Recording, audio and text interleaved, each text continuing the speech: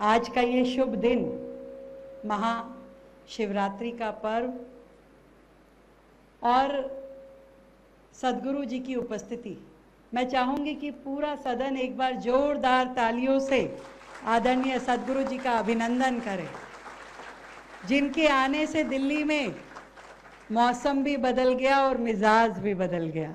क्यों, है कि नहीं? तो एक बार फिर से जोरदार तालियों से अभिनंदन हमारे पूज्य सद्गुरु जी का।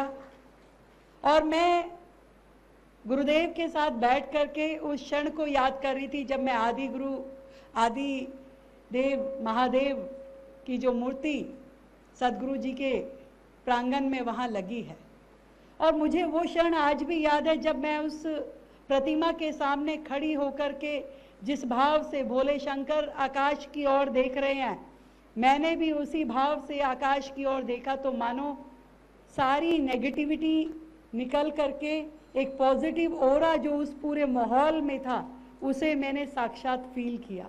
और मैंने देखा कि हजारों लोग जो वहाँ थे, किसी की आंखों में आंसू थे तो किसी के चेहरे पे प्रेम के भाव थे, और हर व्यक्ति उस प्रतिमा से जुड़ करके उस भाव को फील कर रहा था जो महादेव के चेहरे पे थी।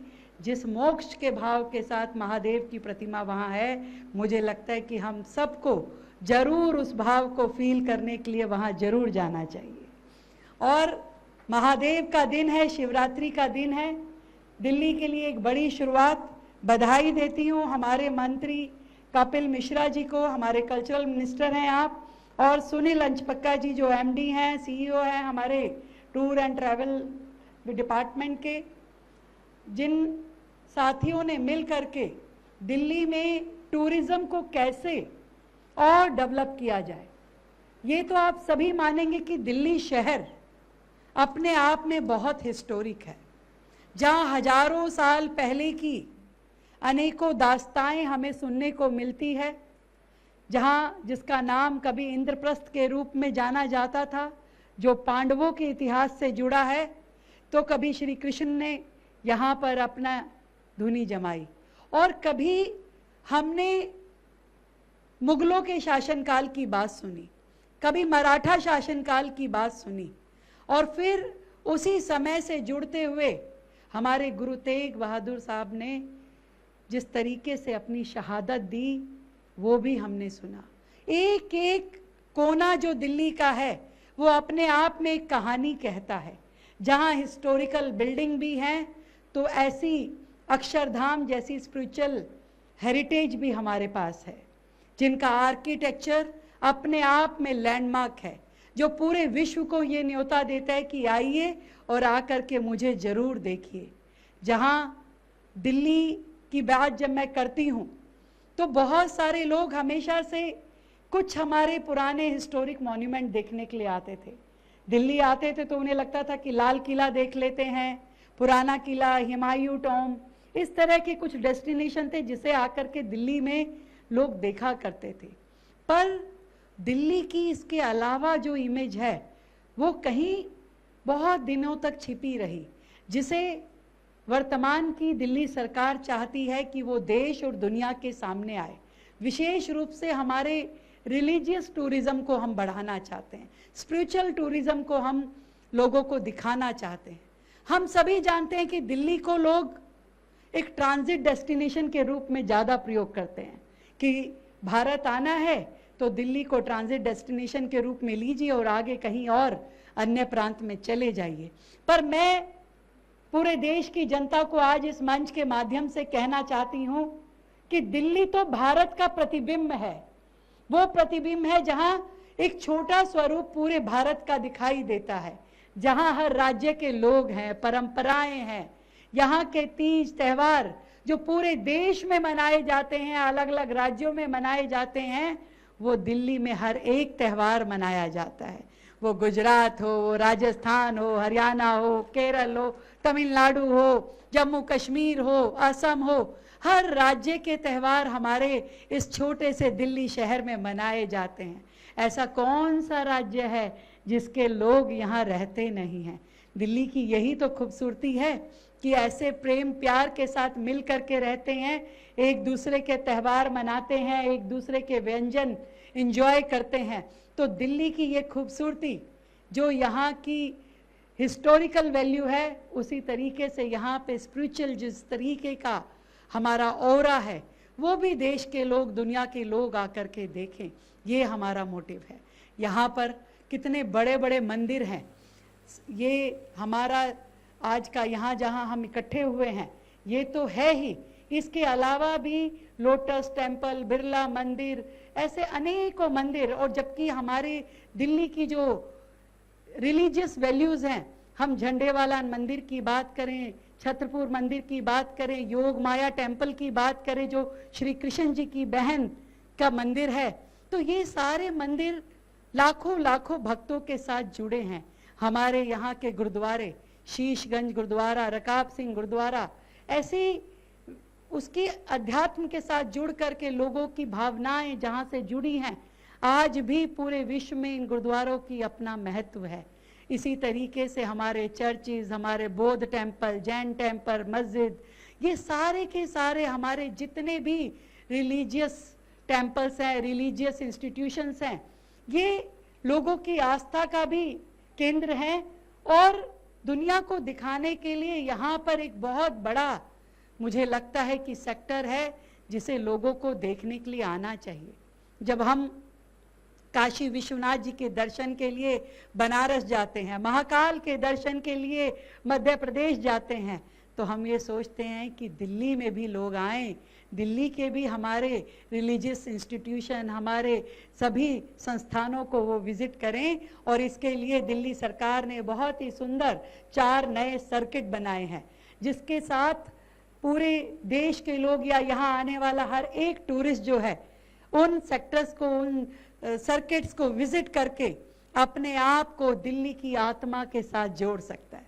जब मैं एक कार्यक्रम में गई और वहाँ पे टूरिज्म के बहुत सारे स्टेक होल्डर से मैं मिली, और उन स्टेक होल्डर से बात करते हुए, जहाँ की हमारे टूरिस्ट सेक्टर से होटल इंडस्ट्री भी थी, रेस्टोरेंट इंडस्ट्री भी थी, और आपके टूरिस्ट ऑपरेटर भी थे, सभी लोगों से जब मैंने बात की, मैंने कहा बताइए जरा दिल्ली की क्या क्या खूबसूरती है, ऐसी चीज जो आप दूसरे लोगों को डिस्प्ले कर सकें। तो सदगुरु जी, लोगों ने कहा कि देखिए भाई, दिल्ली में जो मॉन्यूमेंट है वो एक तरफ है, वो अपने आप में हमारी ग्लोबल वैल्यू रखते हैं, उसके साथ में जो पॉलिटिकल बिल्डिंग्स हैं, यानी कि नई पार्लियामेंट, कर्तव्य पथ, विजय पथ, हमारा राष्ट्रीय स्मारक जो है, यहाँ पे प्रधानमंत्री संग्रहालय है, और यहाँ तक कि बाबा साहब अंबेडकर जी की परिनिर्वाण स्थली भी दिल्ली में है। तो ये अपने आप में एक बहुत बड़ा सेक्टर है जो पूरे देश के और दुनिया के लोग देखना चाहते हैं। आज हमारे देश की पार्लियामेंट अपने आप में यूनिक है, पूरे वर्ल्ड में यूनिक है, जहां पर जा करके हमारी संस्कृति, हमारे कल्चर का एक एक पहलू फील किया जा सकता है। इसी तरीके से दूसरा सेक्टर, यहाँ पे जो हम त्यौहार मनाते हैं, जो हमारा कल्चर है, जो हमारे फेस्टिवल है, जब हम गुजरात का गरबा यहाँ पे खेलते हैं तो महाराष्ट्र की गणेश चतुर्थी भी उसी जोशो खरोश से मनाते हैं। हम तमिलनाडु का वाथुकम्पम अगर सेलिब्रेट करते हैं तो असम का बिहू भी आनंद के साथ में यहाँ पर होता है। तो ये सारे फेस्टिवल एक ही शहर में, एक ही छत के नीचे यदि कहीं मिलें और लोग इसे एंजॉय कर पाएं, तो इससे बढ़िया बताइए क्या हो सकता है। और मैं तो ये समझती हूँ कि वैसे तो हमारा पूरा देश ही त्योहारों का देश है, कोई दिन छूटता नहीं होगा। क्यों महाराज? कोई दिन छूटता नहीं होगा जिस दिन हमारे यहाँ कोई त्योहार ना हो। और ऐसे में दिल्ली जो सबके त्योहार मनाती है, जो सब फेस्टिवल्स को अपनाती है, तो यहाँ तो साल के 365 दिन ही उत्सव है और उत्सव का आनंद है। इस चीज से हमें कनेक्ट करना होगा पूरी दुनिया को, पूरी दुनिया को, पूरे देश को। देखिए, इस चीज को तो आप जरूर मानेंगे कि जो अध्यात्म, जो शांति, जो मन का सुकून हमारे धर्म में, हमारे शास्त्रों में, हमारे रिलीजियस इंस्टीट्यूशन में है, पूरा वर्ल्ड उसे ढूंढता है। आज इस्कॉन की जो वैल्यू पूरे वर्ल्ड में है, हम सब जानते हैं। जब बाहरी दूसरे देशों के नागरिक भी इस्कॉन की माला जपते हुए और प्रभु कृष्ण के गीत गाते हुए नाचते हैं तो सोचिए क्या आनंद आता है। तो ऐसे हमारे इस रिलीजियस सेक्टर को, इस रिलीजियस टूरिज्म को हम कैसे आगे बढ़ा पाएं, ये हमारा ध्येय है। और दिल्ली सरकार में जब से हमारी गवर्नमेंट आई है, आदरणीय प्रधानमंत्री नरेंद्र मोदी जी के नेतृत्व वाली गवर्नमेंट आई है, तो नरेंद्र मोदी जी जो कहते हैं कि पूरा वर्ल्ड घूमिए, जरूर घूमिए, पर उससे पहले अपना पूरा देश तो घूम लीजिए, क्योंकि हमारे देश में जितना कुछ देखने के लिए है, जितना कुछ यहाँ पे समझने के लिए है, इतनी ब्यूटी, जहाँ पे जंगल से लेकर समुद्र तक, पहाड़ों से लेकर रेगिस्तान तक, इतना सब कुछ भारत की इस भूमि पर है कि जहां जा करके आपको आनंद की अनुभूति होती है। पहले इसे तो देख लीजिए, पहले इसका तो आनंद ले लीजिए। इसलिए दिल्ली राज्य की मुख्यमंत्री होने के नाते मैं कहूंगी पूरा देश देखिए, पर दिल्ली को ट्रांजिट वे ना करिए, दिल्ली को डेस्टिनेशन बनाइए। आइए हमारी दिल्ली में कुछ दिन यहाँ ठहरिए और दिल्ली का आनंद लीजिए। तो इसलिए आज का ये कार्यक्रम, जिसे हमारे मंत्री कपिल मिश्रा जी ने बड़े दिल से सजोया था, प्रभु भोलेनाथ की मर्जी है कि आज वो यहाँ नहीं है, पर हम सब उनको बधाई देते हैं। उन्होंने स्वयं जाकर के सदगुरु जी को निमंत्रण दिया और मैं धन्यवाद करती हूँ सदगुरु जी का कि आप स्वयं यहाँ पधारे और हमारे इस बहुत ही इम्पोर्टेंट मिशन दिल्ली का, ये जो अध्यात्म और विरासत का, हेरिटेज का और स्पिरिचुअल टूरिज्म का कॉन्क्लेव है, जहां बहुत सारे इन्फ्लुएंसर्स यहाँ बैठे हैं, कंटेंट क्रिएटर यहाँ बैठे हैं। मैं आप सबसे भी रिक्वेस्ट करना चाहती हूँ, ये देश हमेशा ये कहता है, क्योंकि आज़ादी का दिन हमारे नज़दीक है, तो उस बात से मैं जोड़ती हूँ कि जब देश आज़ाद होना था तो अनेकों स्वतंत्रता सेनानियों ने, लाखों लोगों ने अपनी जान कुर्बान करके देश को आजाद कराया। अब देश आजाद है, तो आज हम सब लोग जो इस आजादी को एंजॉय कर रहे हैं, आनंद ले रहे हैं, हम सबका क्या फर्ज है? कुछ फर्ज तो हमारा भी होगा इस आजाद देश को आगे बढ़ाने का, विश्व पटल पे ले जाने का, विश्व गुरु बनाने का। तो विश्व गुरु बनाने के लिए देश में हर एक नागरिक को, 140 करोड़ भारतीयों को अपने जिम्मे छोटा छोटा काम लेना पड़ेगा। एक काम देश के नाम। हम सब लोग, हमारे गुरु हैं, हमारे संस्थाएं हैं, हमारे ग्रंथी हैं, हम हर एक व्यक्ति, हमारे संत हैं, हमारे रेजिडेंट हैं, हमारे भक्तजन हैं, हमारे कंटेंट क्रिएटर हैं और नेता हैं, सरकारें हैं।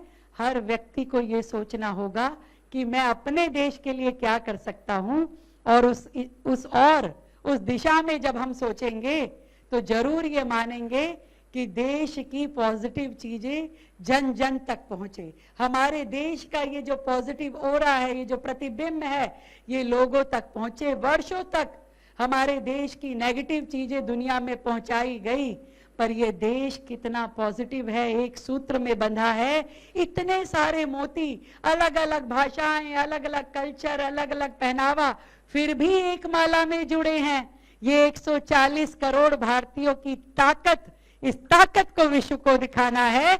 मैं आप सबका अभिनंदन करती हूँ, हमारे टूरिज्म विभाग को बधाई देती हूँ, सदगुरु जी को प्रणाम करती हूँ, आए हुए सभी संतों को प्रणाम करती हूँ कि आप सब ने यहाँ पधार करके हमारे इस इनिशिएटिव को आशीर्वाद दिया। आप सबके सहयोग से ही दिल्ली की वो पॉजिटिव ब्रांडिंग हमें आगे लेके जानी है। मैं सदगुरु जी को बता रही थी कि कैसे दिल्ली में पिछले 1.5 साल से हम लोग यमुना की सफाई पे काम कर रहे हैं, दिल्ली को बेहतर करने के लिए, दिल्ली को सुंदर हरा भरा करने के लिए काम कर रहे हैं। और मैं जल्द, बहुत जल्द पूरे देश को उस अविरल यमुना का रूप भी देखने को मिलेगा। मैं आपको विश्वास दिलाती हूँ। जय हिंद, जय भारती।